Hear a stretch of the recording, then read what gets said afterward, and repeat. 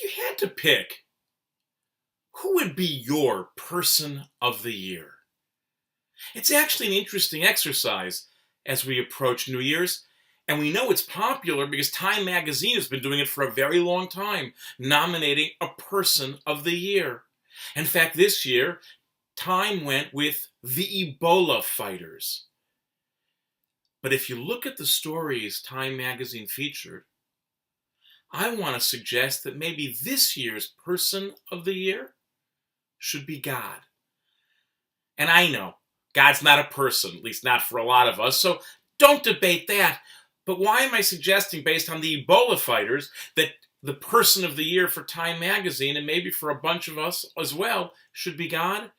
Because in featuring 5 stories in the magazine, a health educator from Doctors Without Borders, 2 physicians, one American, one African, and 2 Africans who survived the disease.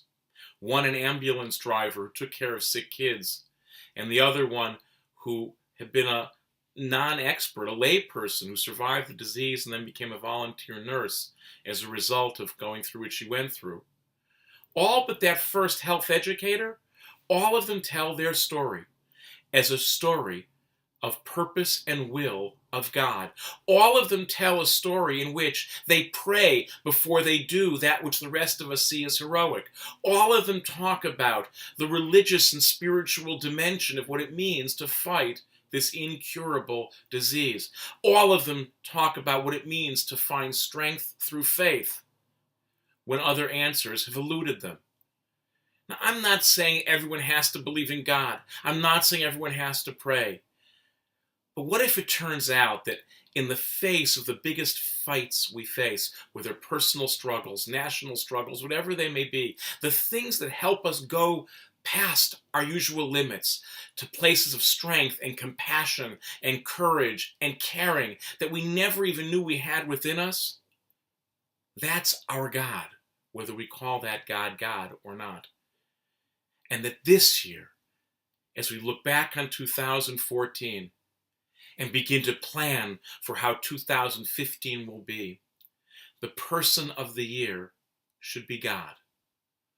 The person of the year should be whomever and whatever inspires us not simply because of what they did, but how we can internalize who they are in a way that brings us closer to being the people that we most want to be. That our person of the year isn't simply someone we look at with great awe, but one who the awe of them inspires us to become awesome. So who is your person of the year? And how will they help you become a more awesome version of you in the year ahead? Happy New Year.